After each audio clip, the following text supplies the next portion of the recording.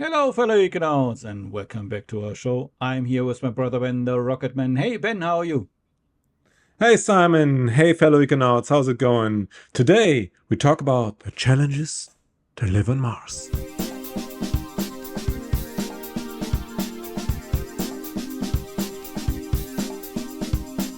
Today we are talking about the economical challenges to live on Mars. But before we get started, maybe, Ben, you can give us a little recap what we talked about in previous episodes. First, we talked about the environmental challenges. Obviously, Mars has a complete different atmosphere to Earth. We cannot breathe the air there. There's no flora or fauna, so meaning no nature in the environment. So there's lots of and also the lots of storms, and we have to face these challenges in order to survive there.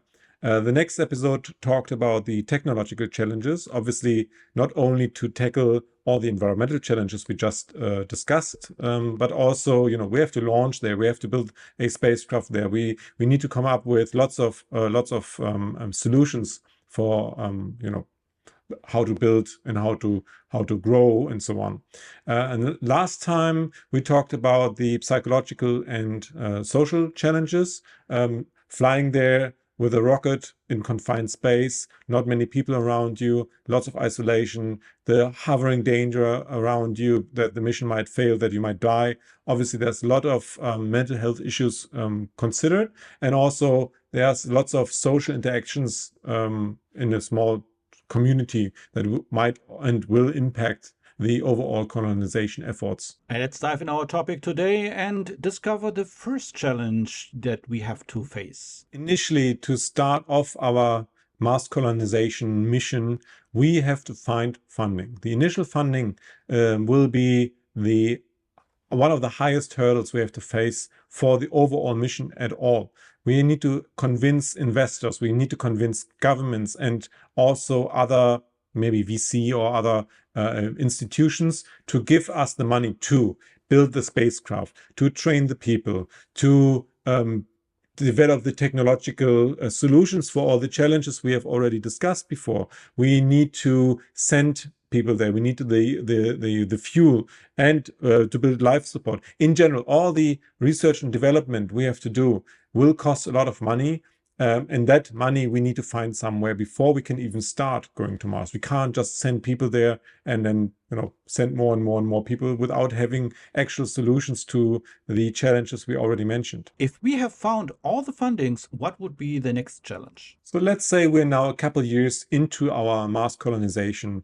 Maybe they've started off, they've built something, they're not dying. So they're surviving maybe for a couple of months already. Now the next challenge we have to face from the economical side of things is we need to supply the Mars colony with resources. In the first couple of maybe decades, they might not have the most necessary resources or food or something like that, or they might still need supplements. Maybe they can already start growing little things, but overall they still are dependent from Earth to get certain things, certain goods, certain even machines or devices they need to work with. Let's imagine Mars is self-sustainable. What would be the next economical challenge? The next economical hurdle we might face is Mars and Earth now are in a trade relationship. What has Mars to offer to Earth and vice versa? How is the internal dynamics on Mars as well? We have now people, what kind of currency are they using internally as well? What kind of resources can they use to trade? And also over long term, what is the public perception on Mars and on Earth, vice versa? Are they still seeing each other as a dependent species, or are they now disconnecting from each other? This will have huge economical impacts on both societies now. And speaking of the public perception, the public perception itself on Earth is a huge economical risk as well. Because if anything goes wrong or if anything goes not to plan, will people still be fascinated about it? Will it be inspirational enough to keep people supporting a Mars mission, a Mars colonization? Well, we talked about a lot of challenges before we have like a functional colony on Mars. The previous episodes have already shown us that it's not very easy to actually establish a colony, and today we continued with that journey. If you liked that episode, please don't forget to leave a like and subscribe if you haven't already. And I challenge you to hit that notification bell so you don't miss out on any other episode in the future. And also, we would like to encourage you to watch our former episodes about Mars, but also other topics we have already discussed on our channel.